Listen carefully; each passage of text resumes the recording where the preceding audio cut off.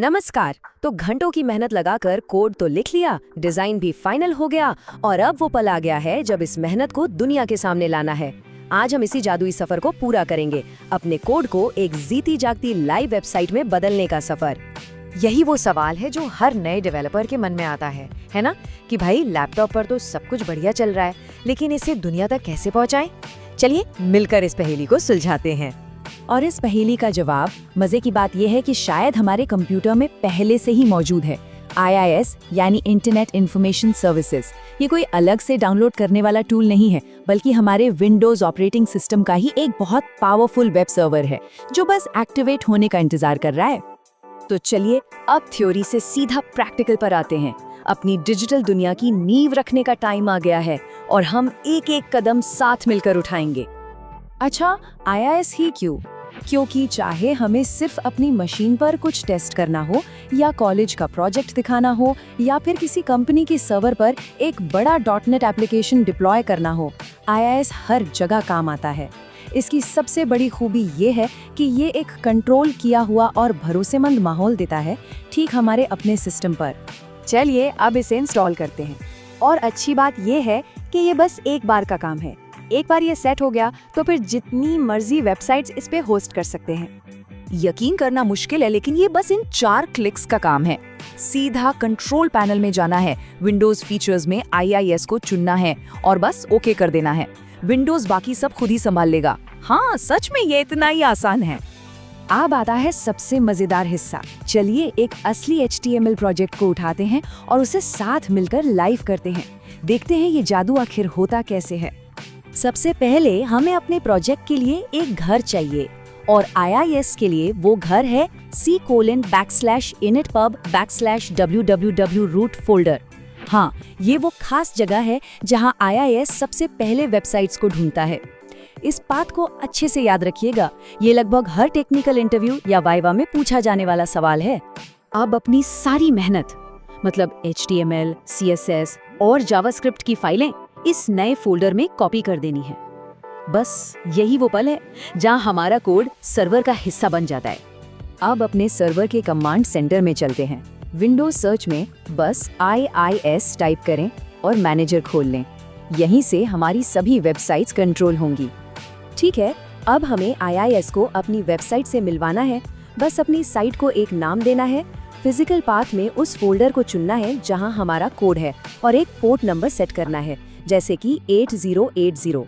Port एक तरह का दरवाजा है। 8080 चुनने से हम ये पक्का कर रहे हैं कि ये किसी और प्रोग्राम के दरवाजे से न टकराए। और ये रहा वो पल जिसका हम इंतजार कर रहे थे। ब्राउजर खोलिए और एड्रेस बार में टाइप करें http://localhost:8080। बूम, बधाई हो, हमारी वेबसाइट अब अपने लोकल सर्वर पर लाइव है। ये एक डेवलपर के लिए पहली बड़ी जीत होती है।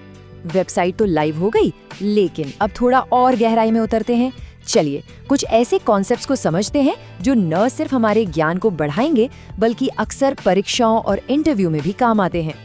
एप्लीकेशन पूल ये एक बहुत ही जरूरी कॉन्सेप्ट है। इसे एक अपार्टमेंट बिल्डिंग की तरह समझिए। हर वेबसाइट एक अलग अपार्टमेंट में रहती है। अगर एक अपार्टमेंट में कोई प्रॉब्लम होती है तो पूरे बिल्डिंग पर असर नहीं पड़ता। ठीक यही काम एप्लीकेशन पूल करता है। तो इसका सीधा फायदा क्या है? स्टेबिलिटी और सिक्योरिटी। अगर हमारी एक वेबसाइट किसी वजह से क्रैश हो जाती है तो दूसरी वेबसाइट आराम से चलती रहेगी, मतलब वो एक दूसरे को परेशान नहीं करती।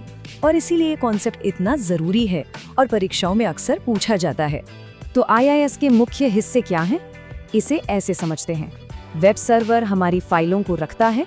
एप्लीकेशन पूल हर वेबसाइट को उसका अपना स्पेस यानी कमरा देता है। और बाइंडिंग ये तय करती है कि किस पते पर यानी किस डोमेन और पोर्ट पर हमारी वेबसाइट मिलेगी।